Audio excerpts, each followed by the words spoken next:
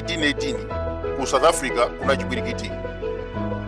Mafumu awiri Tingiswayo ndi King Zwide amalimbirana ukulu.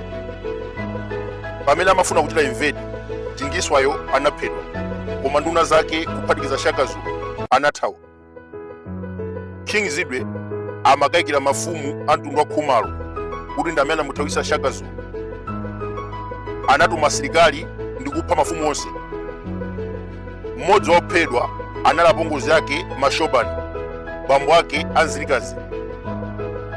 Kumbukirani kuti Nzilikazi anali chidzukulu komanso jeno wa King Zwide. Mayi ake anali mwana ufumu. Pokwiya ndi kuphedwa kwa bambo ake, Nzilikazi anawukira gogo akewa ndi kulowa kampu ya Shaka Zulu. Amapereka intelligence zomwe zinapangisa kuti King Zwide agonje. Kusukulu timaphunzira fekani. Chinambalala chimene chinachitika ku South Africa.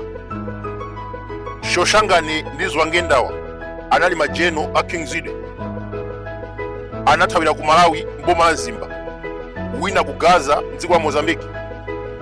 Nzilikazi anasanduka jeno wa Shaka Zulu. Azake atathawa anatsala komweko.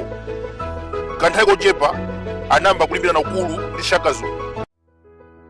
Anathawira ku Zimbabwe kumene anapanga mtundu wotchedwa Ndewere.